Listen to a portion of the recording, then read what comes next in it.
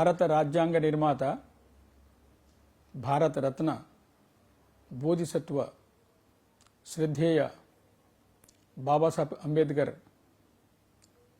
129వ జన్మదిన శుభాకాంక్షలు. వారి చరణాలకు ప్రణామములు. సుప్రీంకోర్టు యొక్క మాజీ న్యాయమూర్తి శ్రీ రామస్వామి గారు మాట్లాడుతూ, ప్రతి యుగంలోనూ మహాపురుషులు జన్మిస్తారని,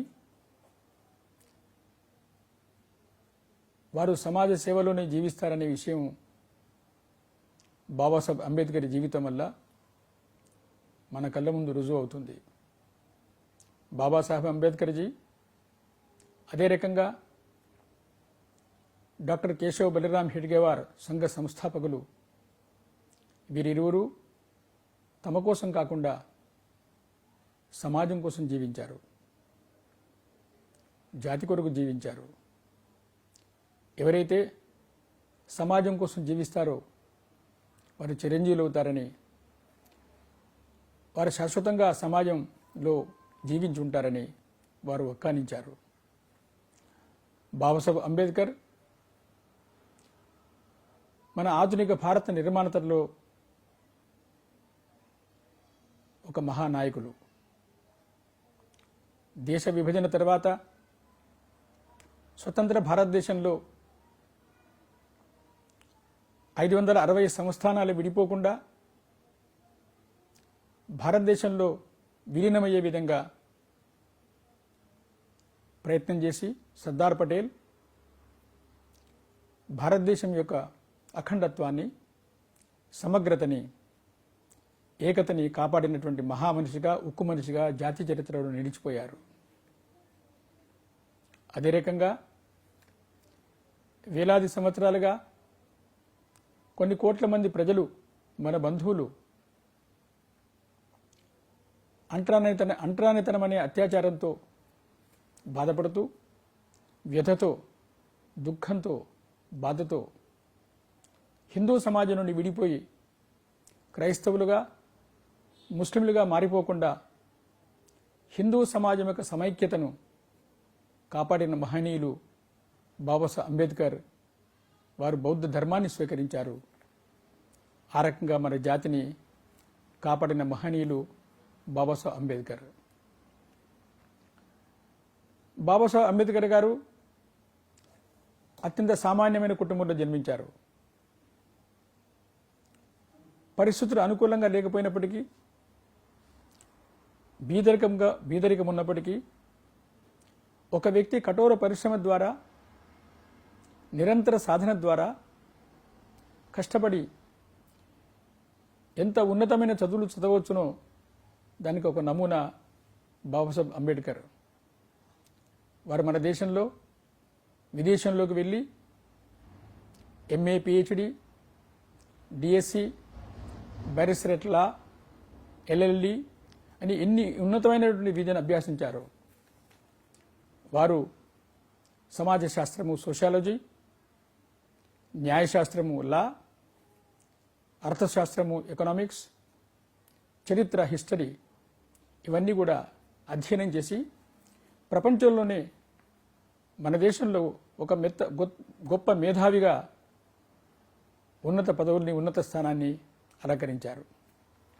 అయితే ఇంత ఉన్నత చదువులు చదివిన బాబాసాహెబ్ విదేశాలకు వెళ్ళిపోకుండా తమ శక్తిని, తన బుద్ధిని, తన మేధాశక్తిని మన భారతదేశ సేవలోనే పూర్తిగా సమర్పించారు.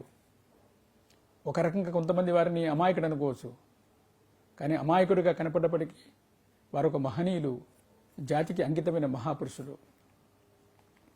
బాబాసాహెబ్ యొక్క యోగదానం మన దేశ చరిత్రలో ఒకటి, మన దేశానికి సేవ, మన దేశానికి రక్షణ, మన దేశానికి రాజ్యాంగ నిర్మాణ సభకి అధ్యక్షత వహించడము. రెండవది, మన సమాజంలో అనేక వేల సంవత్సరాలుగా అంటరానితనం అనేటువంటి ఒక అత్యాచారానికి గురవుతున్న ప్రజలలో చైతన్యాన్ని నింపడం, మేలుకొల్పడం. ఆనాటి పరిస్థితిలో సర్వసామాన్య సమాజంలో అస్పృశ్యత, అంటరానితనాన్ని పాటించడం అనేదే ధర్మం అనే ఒక భ్రమలో ఉన్నారు. విచిత్రం ఏమిటంటే అంటరానితనాన్ని పాటించే వాళ్ళు మాత్రమే కాకుండా అంటరానితనం వల్ల బాధపడే ప్రజల మనసులలో కూడా ఇది అంటరానితనం నిజమైనదే, సత్యమైనదే అనేటువంటి భ్రమ ఉండిపోయింది. బాబాసాహెబ్ అంబేద్కర్ మూలంలోకి వీళ్ళు ఆలోచించారు. వారు చేసిన విశ్లేషణ ఏమిటంటే ఏనాడైతే భారతదేశంలో అంటరాని వాళ్ళుగా పిలువబడేటువంటి ఈ బీద ప్రజానికం చేతిలో నుండి అస్త్రశస్త్రాలని హరింపచేశారో, వారి చేతి నుండి ఆయుధాలని రహితులుగా చేశారో భారతదేశం స్వతంత్రాన్ని కోల్పోయింది. వారి చేతిలో ఆయుధాలు ఉన్నట్టయితే భారతదేశం ఈనాడు బానిస అయ్యేది కాదు. అంటే ఆ ప్రజలు దేశ నిర్మాణంలో, సమాజ నిర్మాణంలో భాగస్వాములు కాకుండా దూరంగా ఉంచబడ్డారు. అయితే 6 కోట్ల మంది ఆనాటి జనాభా ప్రకారంగా భారత ప్రజలలో ఒక చైతన్యాన్ని, ఒక మేలుకొలుపుని తీసుకొచ్చినటువంటి మహనీయులు ఒక రకంగా వారికి పునర్జన్మనిచ్చారు. 2,500 సంవత్సరాల క్రితము బుద్ధ భగవానుడు ఏ రకంగా పునర్జన్మను జాతికి ఇచ్చారో అదే రకంగా బాబాసాహెబ్ మళ్ళీ మన కోట్లాది మంది ప్రజలకి పునర్జన్మనిచ్చి జాతిని కాపాడారు. అయితే బాబాసాహెబ్లో ప్రత్యేకత ఏమిటి? ఈ పోరాటమంతా కూడా, ఈ సంఘర్షణ అంతా కూడా వారు శాంతియుతంగా చేశారు. హింసకు తావు లేకుండా చేశారు. మాతృభూమి పట్ల, మాతృదేశం పట్ల ప్రేమతో చేశారు. అటువంటి కరుణా హృదయులు డాక్టర్ బాబాసాహెబ్ అంబేద్కర్. వారి యొక్క దురదృష్టి చూసినట్టయితే 46వ సంవత్సరంలో రాజ్యాంగ నిర్ణాయక సభలో వారు మాట్లాడుతూ ఒక విషయాన్ని ప్రస్తావించారు. ఈనాడు అది మనం గుర్తు చేసుకునే అవసరం ఉంది, సందర్భోచితమైనది. స్వతంత్ర భారతదేశంలో పరిపాలనా సౌలభ్యం కొరకు, for the convenience of administration, మనం అనేక చిన్న చిన్న రాష్ట్రాలుగా విభజించుకుంటున్నాం, వ్యవస్థ చేసుకుంటున్నాము. అది అవసరమైనది. అయితే ఎన్ని రాష్ట్రాలుగా విభజించుకున్నప్పటికీ మన దేశమంతా ఒకే జాతి, ఒకే ప్రేరణా స్రోతస్సు కలది అని ఒక జాతీయ భావనని, ఒకే ప్రజ, ఒకే సంస్కృతి మనది అని ఉట్టంకించారు వారు. Though we're carving out a different states, we're only one nation and one people and one society. ఇది వారి యొక్క దురదృష్టి. ఇవాళ మనం సందర్భంలో చూసుకున్నట్టయితే కరోనా అత్యాచారం వచ్చిన తర్వాత భారతదేశం మొత్తం అంతా కూడా ఒకే విరాట్ పురుషులాగా నిలబడింది. సంవేదన కలిగిన కేంద్ర ప్రభుత్వము, బాధ్యతాయుతమైనటువంటి పరిపాలనా యంత్రాంగము, ప్రేమతో, ఆత్మీయతతో ఉండేటువంటి స్వచ్ఛంద సేవా సంస్థలు, సేవాభావంతో పనిచేసే డాక్టర్లు, నర్సులు, సఫాయి కర్మచారులు, సామాజిక ధార్మిక సేవా సంస్థలన్నీ కలిపి ఏక హృదయంతో మన దేశం మొత్తంలో సేవ చేస్తున్న సంగతి మనందరికీ తెలుసు. ఆ రకంగా ఆ రోజున బాబాసాహెబ్ మన దేశం ఒక జాతి అని, ఒకే జాతి అని, ఒకే ప్రజ అని మన సమాజానికి దురదృష్టినిచ్చారు. అదే రకంగా రాజ్యాంగ నిర్ణాయక సభలో వారు మాట్లాడుతూ స్వతంత్ర భారతదేశంలో మనందరము వేరువేరు పార్టీలుగా, వేరువేరు సమూహాలుగా, వేరువేరు గ్రూపులుగా, ఒక్కొక్కసారి శత్రు శిబిరాలుగా ప్రవర్తిస్తున్నప్పటికీ నేను అందరి ముందు వాగ్దానం చేస్తున్నాను, రాబోయే రోజుల్లో వీటన్నిటిని అధిగమించి భారతదేశము అఖండమైన ఏకాత్మ సమాజంగా విలసిల్లుతుంది, అభివృద్ధి చెందుతుంది. ఇటువంటి ఏకాత్మ అఖండమైన సమాజంగా నిర్మాణం కావడంలో భారతదేశాన్ని ఏ శక్తి ఆపలేదనే విశ్వాసం నాకు. అదే రకంగా బాబాసాహెబ్ బెల్గాంలో మాట్లాడుతూ నాకు సవర్ణ హిందువులుగా పిలువబడే పెద్దలతో కొంత అభిప్రాయ భేదం ఉన్నప్పటికీ, లేదా వ్యతిరేకత ఉన్నప్పటికీ నేను సభాముఖంగా వాగ్దానం చేస్తున్నాను, మన మాతృభూమి రక్షణ కోసమై నా సర్వస్వాన్ని అర్పించి, నా ప్రాణాలు అర్పించైనా సరే పోరాడతాను జీవితాంతం కూడా అని వాగ్దానం చేశారు. ఆ రకంగా బాబాసాహెబ్ అంబేద్కర్ తన జీవితం మొత్తంలో ఒక దిశనిచ్చారు. స్వరాజ్య సంగ్రామంలో బాబాసాహెబ్ యొక్క దృష్టి, ఆంగ్లేయులు దుష్టబుద్ధితో విభజించు పాలించు అనేటువంటి దుష్ట నీతితో ముస్లిం లీగ్ను రెచ్చగొట్టి కాంగ్రెస్ నుండి స్వరాజ్య సంగ్రామం నుండి దూరం చేసిన మాట అందరికీ తెలుసు చరిత్రలో. అదే రకంగా దళిత బంధువులు ఎవరైతే అత్యాచారానికి గురయ్యారో వారిని కూడా దూరం చేసే కుట్ర బ్రిటిష్ ప్రభుత్వం చేసింది. 1917వ సంవత్సరంలో బ్రిటిష్ ప్రభుత్వం నుంచి భారతదేశ వ్యవహారాల మంత్రిగా ఉండేటువంటి మాంటెక్ యొక్క పర్యటన జరిగింది. 17వ సంవత్సరంలో మద్రాస్ ప్రెసిడెన్సీలో ఉండేటువంటి పంచమ కల్వి అనే ఒక దళితుల సంస్థ వారి విజ్ఞాపనని ఇచ్చింది. ఆ రోజున బ్రిటిష్ సామ్రాజ్యంలో అంతర్భాగంగా అత్యధికమైన అధికారాలు ఇవ్వడం కోసం వారు ప్రయత్నం చేస్తున్నారు. అందులో ఆ పంచమ కల్వి మన దళిత పెద్దలు విజ్ఞాపన చేసింది ఏమిటంటే,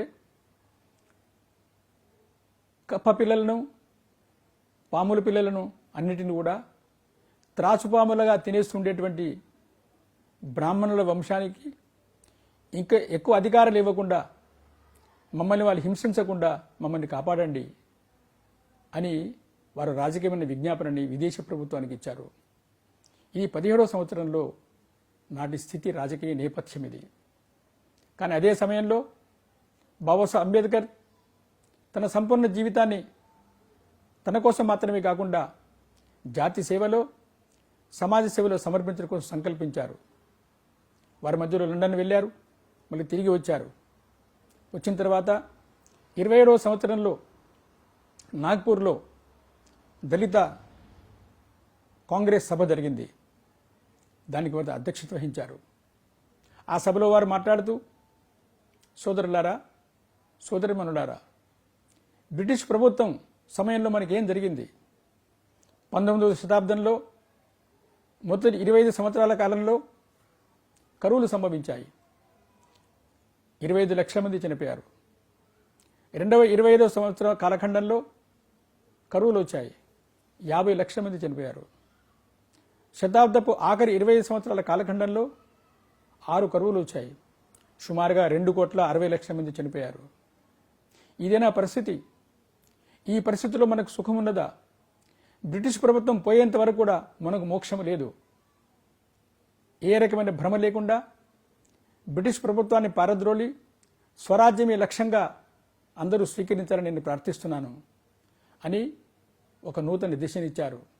17వ సంవత్సరంలో పంచమ కల్వి ఏ నేపథ్యంలో ఉన్నారో 27వ సంవత్సరంలో బాబాసాహెబ్ ఒక నూతన దిశని మన సమాజానికి ఇచ్చారు. 30వ సంవత్సరంలో మొదటి రౌండ్ టేబుల్ కాన్ఫరెన్స్ జరిగింది. బ్రిటిష్ ప్రభుత్వానికి ఈ బాబాసాహెబ్ అంబేద్కర్ యొక్క అంతరంగం తెలియని కారణంగా వారిని ఆ సభలకు ఆహ్వానించారు. బాబాసాహెబ్ వెళ్ళారు. బాబాసాహెబ్ లండన్లో వెళ్ళి రౌండ్ టేబుల్ కాన్ఫరెన్స్లో మాట్లాడుతూ 150 ఏళ్ల బ్రిటిష్ ప్రభుత్వ పాలనలో మాకేమొచ్చింది? గ్రామాల్లో బావిలోంచి నీళ్లు తోడుకోలేము, దేవాలయాలకు ప్రవేశం లేదు, పోలీసు శాఖలో ఉద్యోగం చేయడానికి మాకు ప్రవేశ అర్హత లేదు. ఏమైనా మార్పు వచ్చిందా? ఏ మార్పు లేదే. కాబట్టి మాకు కావాల్సింది బ్రిటిష్ ప్రభుత్వంలో ఉంటూ ఎక్కువ అధికారాలు కాదు, మాకు మాదైన ప్రభుత్వం కావాలి, మాదైన రాజ్యాంగం కావాలి. మీరు నిర్ణయం చేయడము, మేము అమలు చేయడం అనే దానికి కాలము చెల్లింది. మా దేశంలో మా ప్రజల చేత, మా ప్రజల వలన, మా ప్రజల కొరకు నడిపే ప్రభుత్వం కావాలి, మాకు స్వతంత్రం కావాలి అని నిర్ద్వంద్వంగా ప్రకటించారు. ఈ ప్రకటనతో బ్రిటిష్ వాళ్ళు ఆశ్చర్యపోయారు. కాంగ్రెస్ నాయకులు కూడా నివ్వెరపోయారు.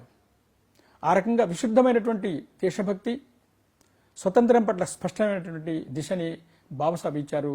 ఇది స్వతంత్ర పోరాటంలో వారిచ్చినటువంటి దిశ మన సమాజానికి. శ్రద్ధేయ బాబాసాహెబ్ అంబేద్కర్ జీ పోరాట చరిత్ర, సామాజిక రంగంలో సామాజిక న్యాయము, సామాజిక సమత కొరకు నిరంతరం వారు శాంతియుతంగా పోరాటం చేస్తూనే వచ్చారు. 1927వ సంవత్సరంలో మహాదాని గ్రామంలో అక్కడి చెరువు నీటిని తాగడానికి దళిత బంధువులంతా కలిసి, కొంతమంది సమతా దృష్టి కలిగినటువంటి సవర్ణులుగా పిలువబడే హిందువులందరూ కలిసి బావి దగ్గరికి వెళ్ళారు నీళ్లు తాగడానికి. అయితే దురదృష్టము, చాందుచులైన కొంతమంది కర్రలతో దాడి చేశారు, హింస చేశారు. దళిత యువకులు పెద్ద సంఖ్యలో ఉన్నారు. అకస్మాత్తుగా వచ్చిన దాడి ఊహించని కారణంగా దళిత యువకులు రెచ్చిపోయి ప్రత్యాక్రమణ చేయబోయారు. కానీ బాబాసాహెబ్ కరుణా హృదయులు, హిందూ సమాజం పట్ల ప్రేమ గల వ్యక్తి వారు అందరినీ వారించారు. హింస జరగనివ్వలేదు.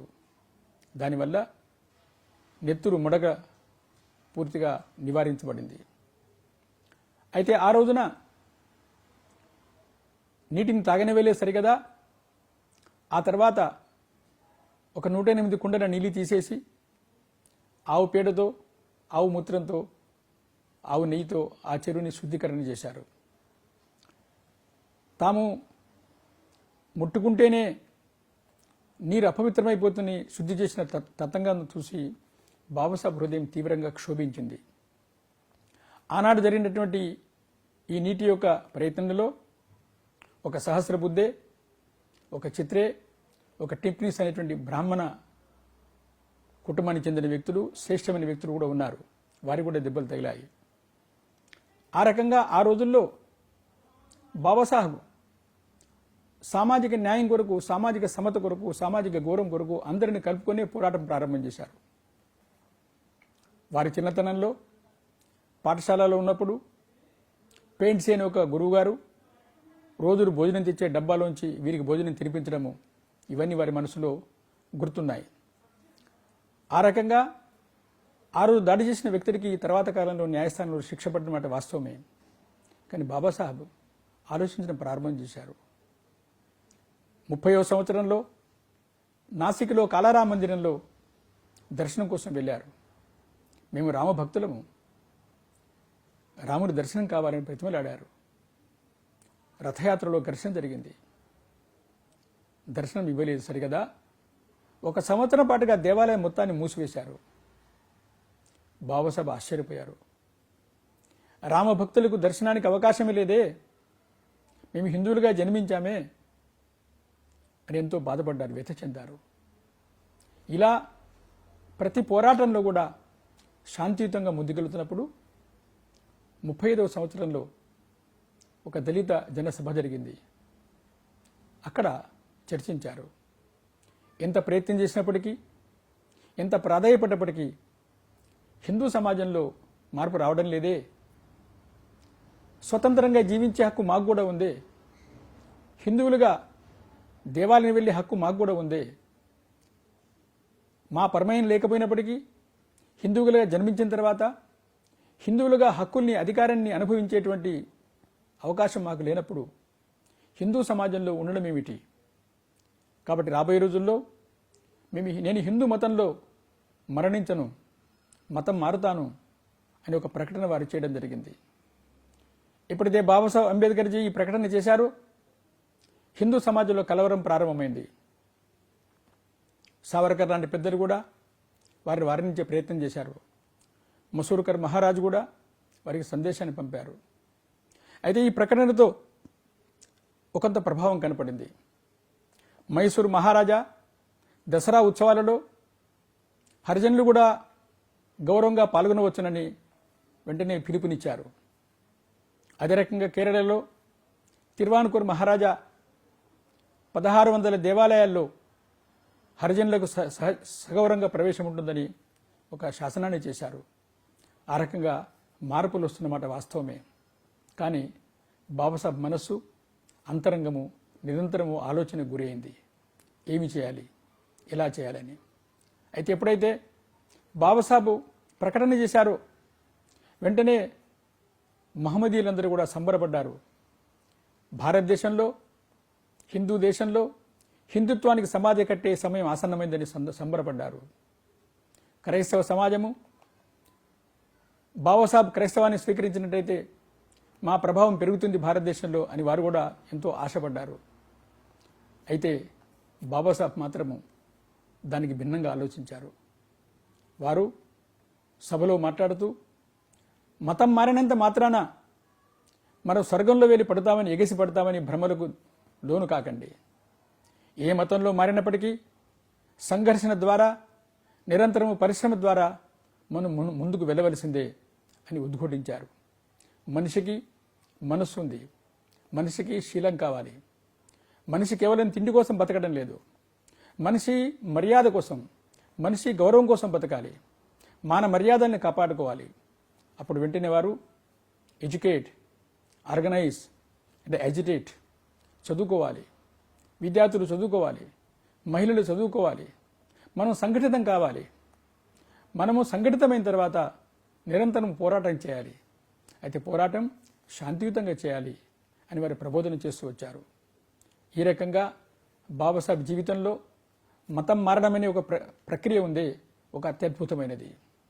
మన దేశం యొక్క సమగ్రతకి దిశనిచ్చింది.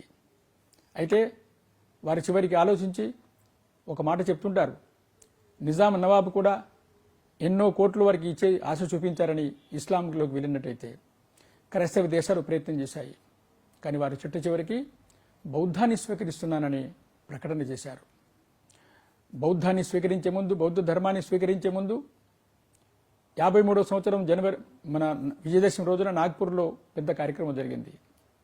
ఆ కార్యక్రమానికి ముందు రోజు మాననీయ దత్తోపంత్ ఠింగ్డేజీ సంఘ ప్రచారకులు, ఇప్పుడు స్వర్గస్థులయ్యారు వారు, ఆనాడు వారి యువకులు, వారికి బాబాసాహెబ్ అంబేద్కర్తో చాలా సన్నిహితమైన సంబంధం ఉండేది. ముందు రోజు రాత్రి బాబాసాహెబ్ దగ్గరికి వెళ్ళి, బాబాసాహెబ్, గడిచిన కాలంలో అన్యాయం జరిగిన మాట వాస్తవమే, కానీ గత కొద్ది సంవత్సరాలుగా, దశాబ్దాలుగా అన్యాయాన్ని దూరం చేసి సమత మమతల ఆధారంగా సమాజాన్ని నిర్దోషంగా నిర్మాణం చేయాలనే ప్రయత్నం జరుగుతోంది, అది మీ దృష్టికి రాలేదా అని ప్రశ్నించారు. వెంటనే బాబాసాహెబ్ చిరునవ్వు నవ్వుతూ, నా దృష్టికి రాలేదని నీవెందుకు అనుకుంటున్నావు? నీవు చెప్పేది ఆర్ఎస్ఎస్ గురించే కదా. చూడు, ఆర్ఎస్ఎస్ ప్రారంభమైంది 28 సంవత్సరాలైంది. మీరు 27 లక్షలు 28 లక్షల మంది ఉంటారు. మీ పని శ్రేష్టమైనదే. అయితే ఇలా మెల్లిగా పోతే ఇంకెంతకాలం పడుతుంది? చూడు, నా ప్రజలకు అన్యాయం జరిగింది, మా ప్రజలు దోచుకోబడ్డారు, అత్యాచారానికి గురి అయినారు. ఈ రోజున వాళ్ళు మేలుకొల్పు వచ్చింది, చైతన్యం వచ్చింది. వారు ఆక్రోషంతో, ఆవేశంతో ఏమైనా చేయవచ్చును. నా వయస్సు పెరుగుతోంది, నేను కూడా వృద్ధాప్యంలోకి వచ్చాను. ఆవేశంతో, ఆక్రోషంతో ఉన్నప్పుడు నా ప్రజలు కమ్యూనిజం వైపు వెళ్ళే అవకాశం ఉంది. కమ్యూనిజం వైపు వెళ్ళినట్టయితే జాతీయతను కోల్పోతారు, రక్త రంజితమవుతుంది. కాబట్టి నేను వెళ్ళేలోగా నా ప్రజలకు ఒక దిశనివ్వాలి, దారినివ్వాలి అని నేను ఆలోచిస్తున్నాను. చూడు దత్తోపంత్ ఠింగ్డీ, ఒక విషయం గుర్తుంచుకో, సవర్ణ హిందువులుగా పిలువబడే హిందువులందరికీ కమ్యూనిజాన్ని మధ్యలో ఏ రకంగా గురూజీ గోల్వల్కర్ గారు అడ్డుగోడగా నిలిచారు, నా దళిత ప్రజలు కమ్యూనిజం వైపు వెళ్లకుండా వారిని ఆపడం కొరకు, జాతీయ జీవనంలో ఆపి ఉంచడం కొరకు నేను కూడా ఒక అభేద్యమైన గోడలాగా నిలబడ్డాను, ఇది గుర్తుంచుకొని చెప్పారు. ఆ తర్వాత వారు నాగపూర్లో బుద్ధం శరణం గచ్చామి, సంఘం శరణం గచ్చామి, ధర్మం శరణం గచ్చామి అని బౌద్ధ ధర్మాన్ని స్వీకరిస్తూ ప్రజలందరి ముందు ఒక విషయం చెప్పారు. నేను బౌద్ధ ధర్మాన్ని స్వీకరిస్తున్నాను. బౌద్ధ మతం ఈ భూమిలో పుట్టింది. బౌద్ధ మతము హిందూ సంస్కృతిలో అంతర్భాగం, అది భారతీయ సంస్కృతి అంతర్భాగం. అది నేను గాంధీజీకి మాటిచ్చున్నాను, నా దేశ సమైక్యతకు, నా దేశ చరిత్రకు ఏ రకమైన హాని కలగనివ్వననేది. నేను చేస్తున్న మహోపకారం ఇది. బౌద్ధ ధర్మాన్ని స్వీకరించడం వల్ల ప్రేమ, కరుణ ద్వారా ప్రపంచం మొత్తానికి శాంతినిచ్చే సందేశాన్ని ఇచ్చేటువంటి దృష్టితో నేను ప్రయత్నం చేస్తున్నాను అని ఉద్ఘాటించారు. ఆ రకంగా వారు బాబాసాహెబ్ బౌద్ధ ధర్మాన్ని స్వీకరించి మన సమాజాన్ని మొత్తం కాపాడారు. ఇది బౌద్ధ మతము, మేము నవబౌద్ధులమని బాబాసాహెబ్ ఉద్ఘోషించారు. మన జాతి జీవితంలో ఆనాడు బాబాసాహెబ్ మన ప్రజలు, మన దళిత ప్రజలు ఆక్రోశం వల్ల, ఆవేశం వల్ల అటు క్రైస్తవాన్ని, ఇస్లాం గాని స్వీకరించకుండా ఉండేట్టుగా ప్రయత్నం చేశారు. వారు మాట్లాడుతూ చెప్పారు, ఒకసారి క్రైస్తవాన్ని, ఇస్లాంని స్వీకరించినట్టయితే నా దళిత ప్రజలు జాతీయ జీవనం నుంచి దూరం అవుతారు, వారి జాతీయ జీవనం కొనసాగాలి. నేను కనుక తొందరపడి వారికి ఒక దారిని ఇవ్వకపోయినట్టయితే, నా ప్రజలు కనుక కమ్యూనిజంలో చేరిపోయినట్టయితే, ఆ తర్వాత మీరు ఎంత ప్రయత్నించినప్పటికీ వారిని తిరిగి మళ్ళీ జాతీయ జీవనంలో తీసుకురాలేరు అని చెప్పారు వారు. అప్పుడు వారు చెప్తూ, ధర్మం అంటే నాకు నమ్మకం లేదని కొంతమంది అనుకుంటున్నారు. కాదు, ధర్మం మీద నాకు పూర్తి విశ్వాసం ఉంది. ధర్మం అంటే సమానత్వము, స్వతంత్రత, సౌభ్రాతృత్వము, ఈక్వాలిటీ, లిబర్టీ అండ్ ఫ్రెటర్నిటీ. ఈ మూడింటిని నేను ఫ్రెంచ్ విప్లవం నుంచి తీసుకోలేదు, తథాగత బుద్ధుడి నుంచి తీసుకున్నాను.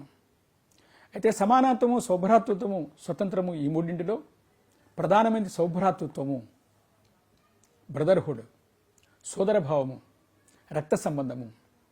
బాబాసాహెబ్ అన్నారు, ఒకసారి రక్త సంబంధం జాగృత అయినట్టయితే ఆ సౌభ్రాతృత్వం ద్వారా, ఆ సోదరభావం ద్వారా సమానత్వము కాపాడబడుతుంది, స్వతంత్రత కాపాడుతుంది. ఇదే నిజమైన ధర్మము, ఇదే నిజమైన మానవ ధర్మము. ధర్మము లేకుండా మనిషి పశువు అయిపోతాడు, శీలం లేని మనిషి రాక్షసుడైపోతాడు. ఇక్కడ విద్య, వినయము, శీలము, ధర్మం పట్ల భక్తి, శ్రద్ధ కలిగి ఉండాలి. నాకు కావలసింది నిజమైన ధర్మము, స్వచ్ఛమైన ధర్మము, సత్యమైన ధర్మము. ఏ ధర్మమైతే మానవుని మానవుడిగా చూస్తుందో, ఏ ధర్మమైతే మానవుడికి సామాజిక న్యాయం ఇస్తుందో, సామాజిక గౌరవం ఇస్తుందో, ఆర్థిక న్యాయం ఇస్తుందో అటువంటి ధర్మం కావాలి. అదే నిజమైన ధర్మంగా బాబాసాహెబ్ ఆ రోజున మన సమాజం ముందుంచారు. ఆ తర్వాత బాబాసాహెబ్ దీనికి ముందే మన హిందూ సమాజం పట్ల వ్యథ చెంది కుల నిర్మూలన అనే పుస్తకం రాశారు. అందులో బాబాసాహెబ్ రాస్తూ వ్యథ చెందుతూ అసలు భారతదేశంలో ధర్మాన్ని మరిచిపోయారు. భారతదేశానికి, హిందూ సమాజానికి ఓ నూతన స్మృతి కావాలి. ఏ నూతన స్మృతి అయితే సోదర భావం మీద ఆధారపడుతుందో, సామాజిక న్యాయం మీద ఆధారపడుతుందో అటువంటి స్మృతి కావాలని బాబాసాహెబ్ రాశారు. అయితే చూడండి, ఆనాడు బాబాసాహెబ్ రాశారు, చివరికి నూతన స్మృతి కావాలని కోరారు వారు కూడా. 69వ సంవత్సరంలో ఉడిపిలో విశ్వ హిందూ పరిషత్కు ఆధ్వర్యంలో శంకరాచార్య, వల్లభాచార్య, రామానుజాచార్య, సిక్, జైన, బౌద్ధ గురువులందరూ కలిసి ఒక నూతన స్మృతిని సమాజానికి ఇచ్చారు. హిందవ సోదరా సర్వే నహిందుర్ పతితోద్భవేత్, మమ దీక్ష హిందూ రక్ష, మమ మంత్ర సమానత. ఏ నూతన స్మృతి కావాలని బాబాసాహెబ్ కోరుకున్నారు, అయితే అది వచ్చింది 69వ సంవత్సరంలో. చూడండి, హిందూ సమాజంలో మార్పు వస్తుంది, కానీ మెల్లిమెల్లిగా వస్తుంది. ఇది బాబాసాహెబ్ కోరిన కోరిక ఆ రోజున. ఆ రకంగా బాబాసాహెబ్ ధర్మం పట్ల విశ్వాసంతో, శ్రద్ధతో, భక్తితో ముందుకెళ్లారు. రాజ్యాంగ సభలో బాబాసాహెబ్ మాట్లాడుతూ, ఈరోజు మనం స్వతంత్ర భారతదేశంలో ఒక నూతన పదార్పణ చేయబోతున్నాం. అందరి ప్రజలకి రాజకీయంగా సమానమైన ఓటు హక్కు లభించింది, కానీ ప్రజలందరికీ ఆర్థిక న్యాయం కలగాలి, సామాజిక న్యాయం కలగాలి అని ప్రబోధించారు. అలాగే బాబాసాహెబ్ మాట్లాడుతూ రాజ్యాంగ సభలోనే 49వ సంవత్సరంలో మన దేశంలో ఒకనాడు జయచంద్రుడు లాంటి వ్యక్తుల వల్ల మనం స్వతంత్రాన్ని కోల్పోయాము. మళ్ళీ రాబోయే రోజుల్లో రాజకీయ పార్టీలు, ముఠాలు, సమూహాలు తమ వ్యక్తిగత కులం ఆధారంగా, నిహిత స్వార్థం ఆధారంగా ప్రవర్తించినట్టయితే, వ్యక్తి పూజనే పరమార్థంగా ఉన్నట్టయితే ఎప్పటికైనా స్వతంత్రాన్ని కోల్పోయే అవకాశం ఉంది. మన సమాజం అంతా కూడా కులము, కులాంతర భేదము అని భేదభావాలు మరిచిపోయి ఒకే సమాజంగా, ఒకే జాతిగా మనగలిగినప్పుడు మన సమాజం అభివృద్ధి చెందగలుగుతుంది అని ఉద్బోధించారు. అదే రకంగా బాబాసాహెబ్ కార్మిక మంత్రిగా ఉన్నప్పుడు వారి దృష్టి ప్రారంభం నుంచి కూడా మహిళలు చదువుకోవాలి, మహిళలు అభివృద్ధి చెందాలి, మహిళలే మన జాతి ప్రగతికి ఆధారము, మన జాతి యొక్క అభివృద్ధిని మనము మహిళల యొక్క వికాసం ద్వారా కొలవచ్చునని చెప్తూ వచ్చారు. 42వ సంవత్సరంలో వారు కార్మిక మంత్రిగా ఉన్నప్పుడు మహిళలకి, ప్రెగ్నెంట్గా ఉన్న మహిళలకి, గర్భిణీ ఉన్న మహిళలకి సెలవు, వాటికి మిగతా జీతము, అనేక విషయాల సదుపాయాలన్నీ కూడా బిల్లుని వారే ప్రవేశపెట్టి పాస్ చేయించారు. ఇది వారి యొక్క ఘనత. ఆ రకంగా మహిళా అభ్యుదయం కోసం ప్రయత్నం చేశారు వారు. దళిత మహిళలు సమావేశాలు వారు పాల్గొంటూ, మీరు చదువుకోవాలి, మీ పరాయి పురుషులు వ్యసనానికి లోను కాకుండా వారిని కాపాడాలి, కుటుంబం యొక్క ఆర్థిక స్థితిని కాపాడుకోవాలి, మీ బట్టలు చిరిగిపోయి ఉండొచ్చు కాక కానీ వాటిని పరిశుభ్రంగా వాడుకోవాలి, కట్టుకోవాలి అని చెప్తూ పరిశుభ్రత, విద్య, చైతన్యము, ఆర్థిక స్వాతంత్రము, రాజకీయ స్వాతంత్రము, అధికారాన్ని మనం కూడా పొందాల్సిన అవసరం ఉంది అనే విషయాన్ని ప్రకటించారు మహిళల ముందు బాబాసాహెబ్ అంబేద్కర్జీ.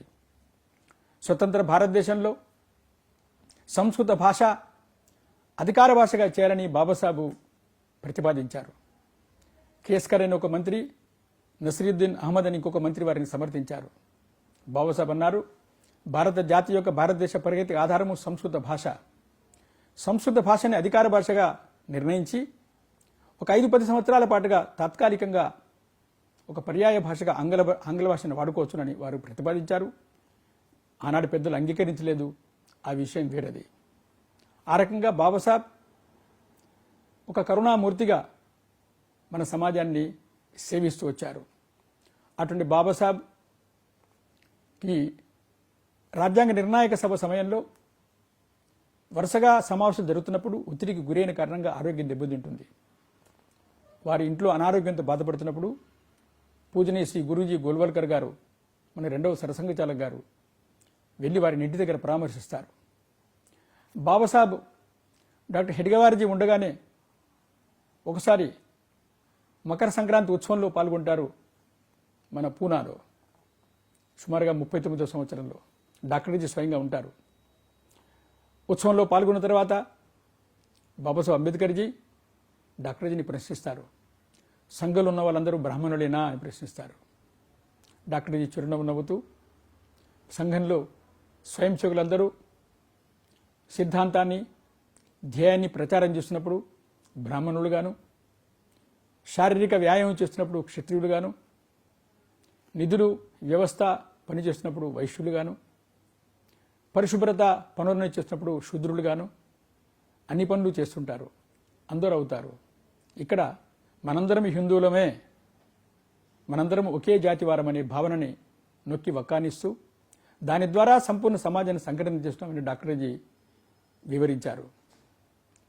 బాబాసాహెబ్ అంబేద్కర్జీ సంతోషపడి ఆ కార్యక్రమంలో అందరూ కలిసిమెలిసి ఉండడము, ఏకాత్మతాపూర్ణమైన వాతావరణం చూసే దాన్ని ప్రశంసించారు. వారన్నారు, మహారాష్ట్రలో కొంత ఛాందసమైనటువంటి ప్రభుత్వం ఉండేటువంటి ఈ సమయంలో కులరహితంగా ఏకాత్మతా భావంతో హిందూ సమాజాన్ని సంఘటన చేయడము ఎంతో ప్రశంసనీయమైనదని డాక్టర్జీని సంఘాన్ని ఆ రోజున ప్రశంసిస్తారు.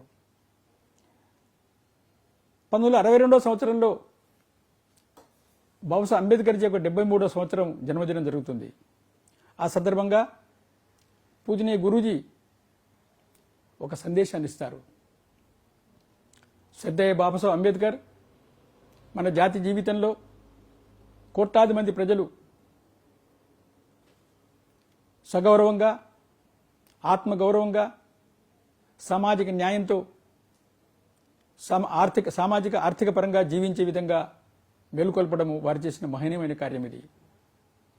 స్వామి వివేకానంద పిలుపునందుకొని దుఃఖంతో దైన్యంతో బాధపడే ప్రజలకు సేవ చేయడమే నిజమైన సేవగా అనుకొని బాబాసాహెబ్ తమ సంపూర్ణ జీవితాన్ని ఒక పెద్ద భాగమైన హిందూ సమాజంలో భాగమైన ప్రజలకి సేవ చేశారు.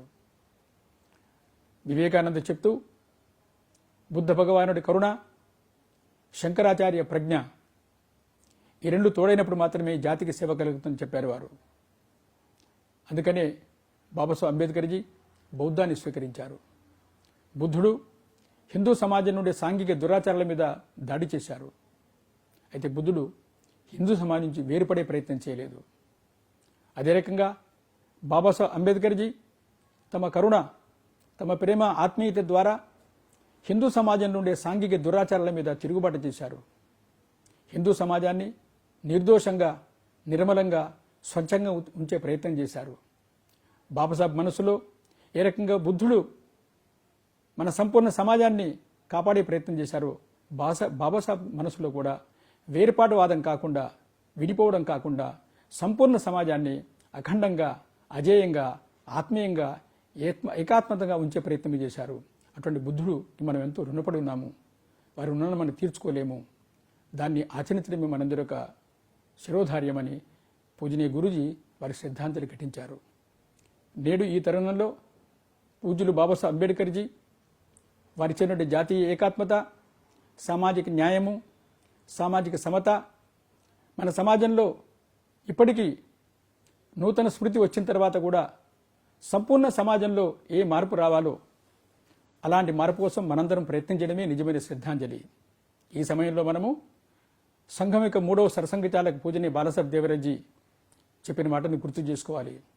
వారు పూనాలో మాట్లాడుతూ అస్పృశ్యత, అంటరానితనమే నేరం పాపం కాకపోతే ప్రపంచంలో మరేది పాపం కాదని చెప్పారు. పూజనీయ శ్రీ గురూజీ అంతకుముందే వర్ణ వ్యవస్థ, కులాల అహంకారం అనేది జీర్ణమైపోయింది, శీర్ణమైపోయింది. ఇది దానంతరం అదే పోతుంది. ఇటువంటి అంటరానితనం అనేది ఎక్కడ ఉండే బండరాయి కాదు. ఇది మన సమాజంలో కొంతమందిలో ఉన్నటువంటి మేము పెద్దలమనే అహంకార భావన. ఆ భావనను దూరం చేసి ప్రేమ ద్వారా, కరుణ ద్వారా, రక్త సంబంధం ద్వారా మన ఇంటి దగ్గర, మన చుట్టుపక్కల కుటుంబాలలో, మన గ్రామాలలో, మన పట్టణాలలో, మనందరి మనసులలో కూడా మనందరము ఒకే రక్తం పంచుకొని పుట్టాము, ఒకే భారతమాత సంతానం అనే భావనతో ముందుకెళ్లడమే నేడు మనందరం చేయవలసిన పని. ఒక అదృష్టం ఇవాళ దేశం మొత్తంలో కరోనా సమయంలో అందరూ సామాజిక సంస్థలు, ధార్మిక సంస్థలు, సేవా సంస్థలు అందరూ కూడా అత్యంత బీదవాళ్ళందరికీ ప్రభుత్వంతో పాటుగా భోజనం కానీ, రేషన్ కానీ ప్రేమతో ఇవ్వడం, కరోనా భయంతో ఉన్నప్పుడు కూడా ధైర్యంతో వెళ్ళి ఇవ్వడం అనేది, సఫాయి కర్మచారులకు సన్మానం చేయడం అనేది, హారతి ఇవ్వడం అనేది ఇది ఈ దిశలో ముందుకెళ్తుందని భావిస్తూ ఆ మహనీయుడు జాతి నిర్మాత బాబాసాహెబ్ అంబేద్కర్కి శ్రద్ధాంజలి ఘటిస్తూ సెలవు.